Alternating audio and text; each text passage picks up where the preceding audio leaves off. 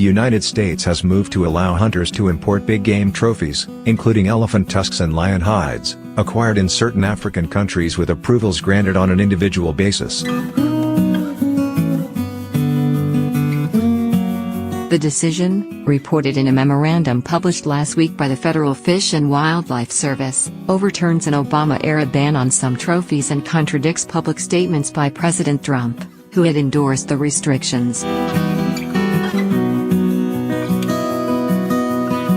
In November, agency officials moved to lift the ban on elephant trophies from Zimbabwe and Zambia.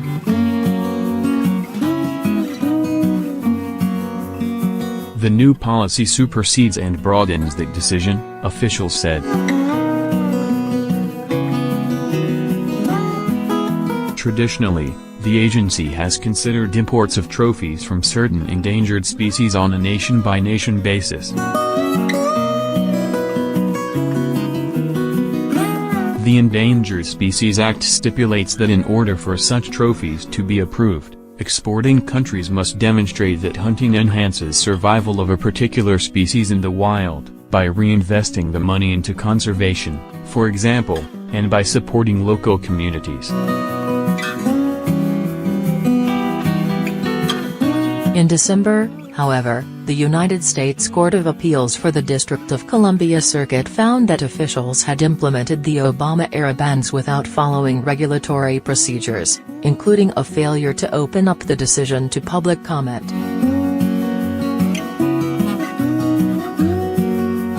Continue reading the main story.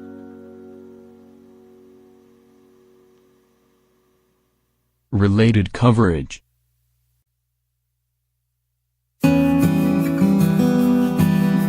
Hunt elephants to save them?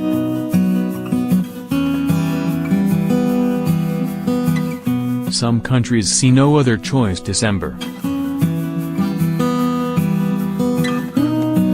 4, 2017. Trump halted these hunt trophies.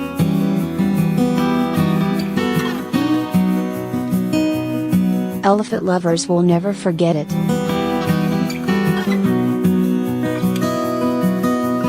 November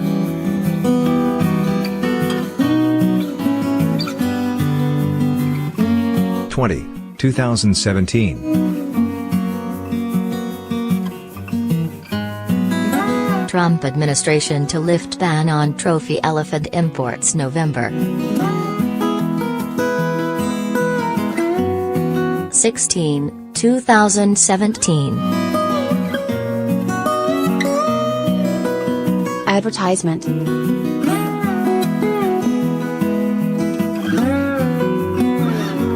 Continue reading the main story.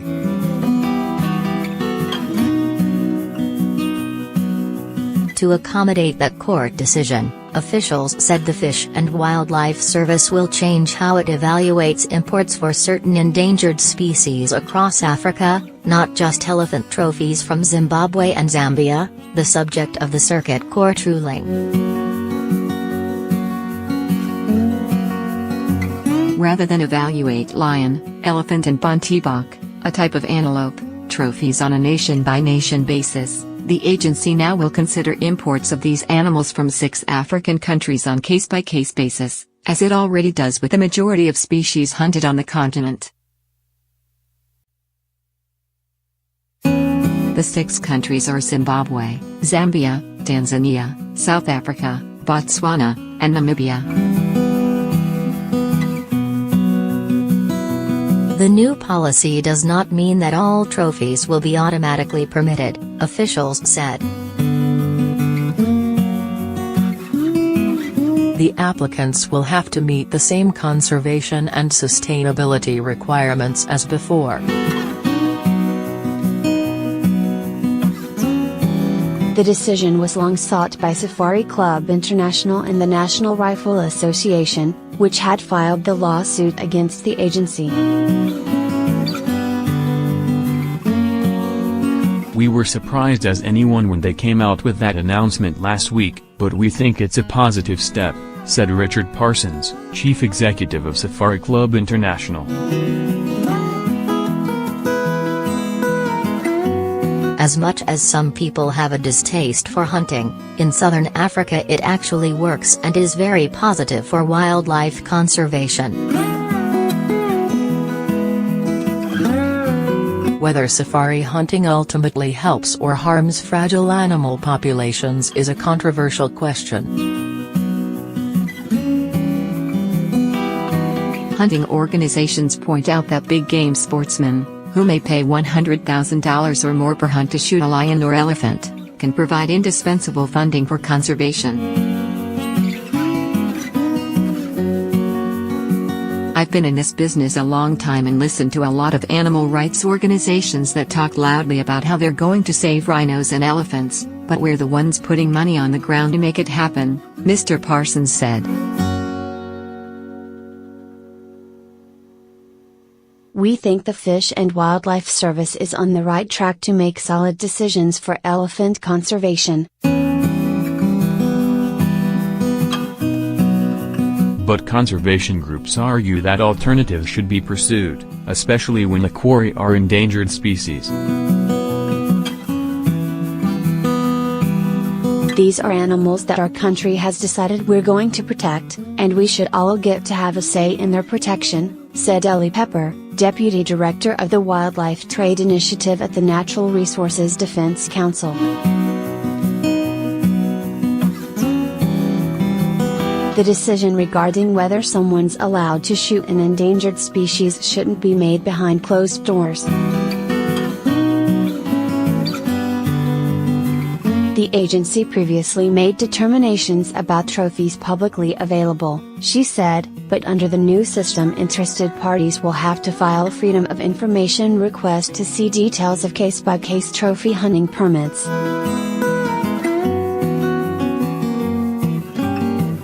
Each request can take months to process. Others share Ms.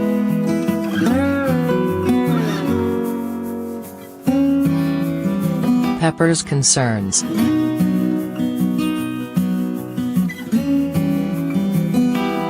These decisions are all going to be made in the dark, and this new case-by-case approach doesn't give anyone comfort that these animals will be protected in the way the previous system did, said Kitty Block, acting president and chief executive of the Humane Society of the United States.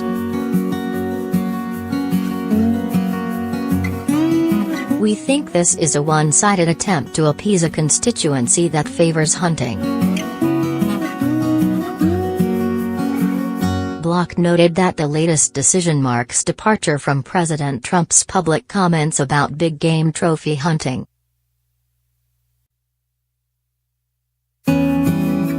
Following the November announcement that the United States would begin accepting elephant trophy imports from Zimbabwe and Zambia, Mr. Trump tweeted that he planned to reverse that decision and that he would be very hard-pressed to change my mind that this horror show in any way helps conservation of elephants or any other animal.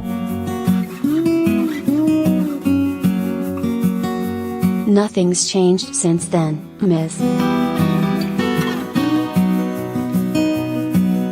Block said.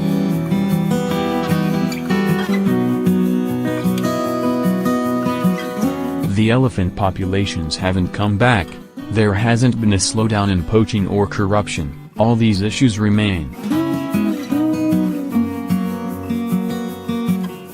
While the agency's new criteria are effective immediately, the Circuit Court must now determine whether or not the case-by-case approach is an acceptable solution.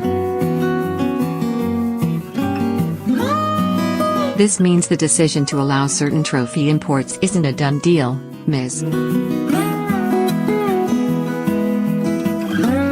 Pepper said.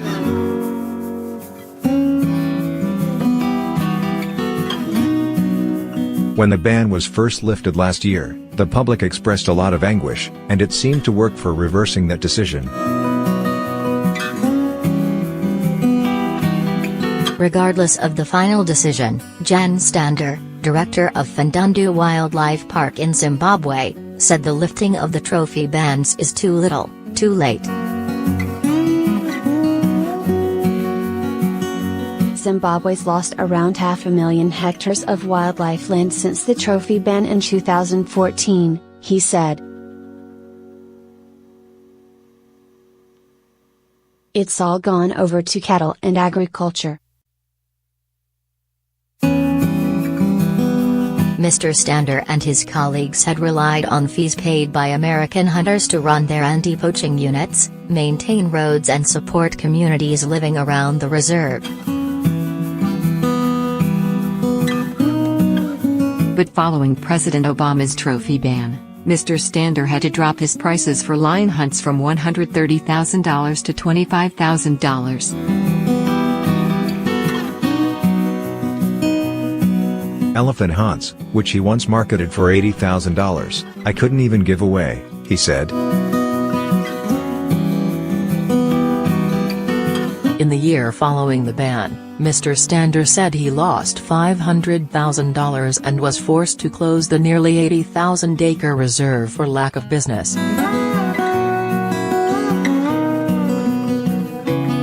Populations of elephant, buffalo, lion and leopard have since dwindled as poachers have moved in. I should have left 3 years ago, but this is an area that's close to my heart, he said. Ecotourists, he added, will not save the day. They disappeared years ago, scared away by the country's political turmoil. The only reason there's still wildlife here in Zimbabwe today is because of hunting and the amount of money it brings in, he said. I am on the conservation side, but I was using the hunters and trophy fees to keep the conservation going. Commercially, we're dead, he added.